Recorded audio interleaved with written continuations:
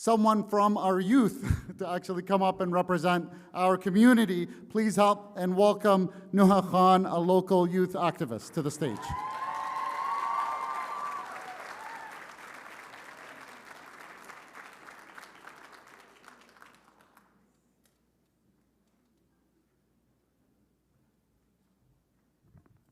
Assalamu alaikum. May peace and blessings be upon you all. I'll try to keep it short. I know we're all here for Jill, and it's kind of intimidating being like the last speaker before her, so I hope I do her justice, inshallah. Thank you so much for joining the USAMPAC, GSMPAC, the Muslim American Alliance, to welcome Stein and Ware to the Bay Area. Most of you are our close friends, allies, and most generous donors, and I know that we are in for a very generous evening. I thought a lot about how I would start tonight's speech, and I would like to begin with a story. Last week, me, my sister, and my dad, say hi, Dad. We were all sitting at the dining table, and my sister was telling us about her day at school. She was explaining how she represented Palestine in her international relations class. Very proud of her. And me being the nosy older sister that I am, I became excited and began rambling about all the different things she could include in her resolution: embargoes to the United States, sanctions to Israel, so that her classmates would vote for her resolution.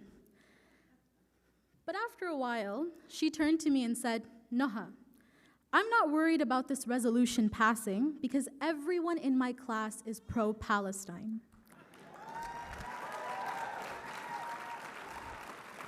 And in that moment, I realized something. Eventually, the students who sit in this classroom and all of the other classrooms all across America will not only become tomorrow's voters, but within time, leaders of this nation. The youth in this nation are leaders of the biggest revolution of the 21st century, the student intifada. And you know what the funny thing is? For most of our lives, we have been told, put your heads down, do not mess with the system. And as a result, I have met so many young Muslims who have changed their names or taken off their hijabs and have fallen victims of assimilation. However, one day, we woke up.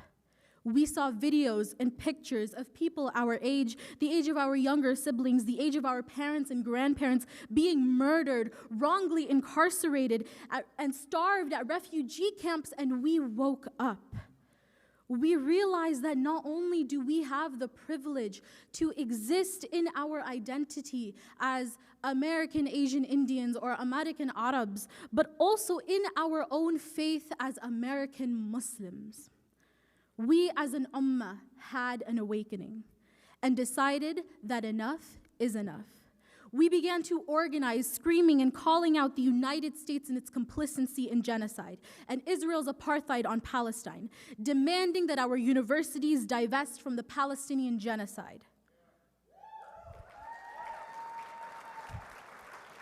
And let's not forget the brave students in Bangladesh who, despite massive hurdles of police brutality, managed to end a discriminatory quota system. The revolution is students at Columbia University who occupied a building and renamed it Hinds Hall. Or the students here in San Jose who renamed the Student Union building at San Jose State University Reams Room. From international students who have been threatened to have their visas revoked, to graduates and alumni being fired, students from every race, religion, background have joined in solidarity to end every single kind of oppression from around the world and in our very own backyard. The revolution is living, breathing with every arrest, every chant, every flag that is raised high at protests and university encampments. The revolution is alive in the youth of America today because we are the generation that will liberate this world.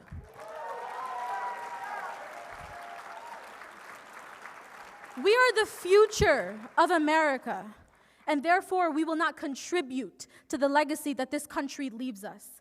the legacy of colonization of the indigenous Americans, the legacy of slave states and Jim Crow laws, and now the legacy of using our taxpayer dollars to fund a genocide. We must learn from history, not repeat it. And we must do the right thing and reclaim this legacy. The students today who you see organizing and mobilizing from city halls to Meta-owned company buildings are tomorrow's lawyers, doctors, engineers, politicians. We are the voters that will end this two-party system and make way for third-party candidates who support our viewpoints, win majorities, win swing states, and eventually win elections.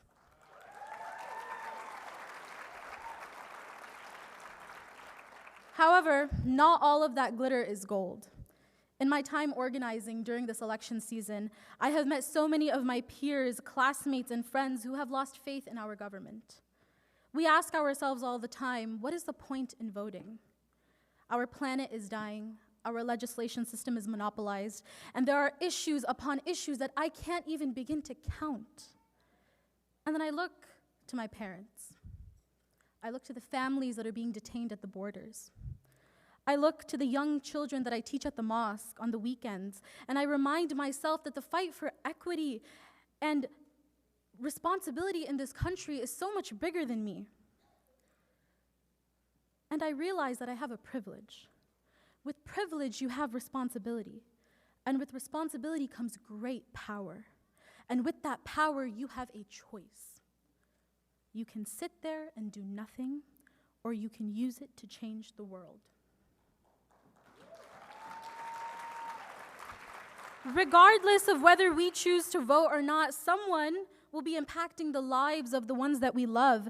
And we have an opportunity right now in history to ensure that there is a path being created to punish those who misuse our democracy.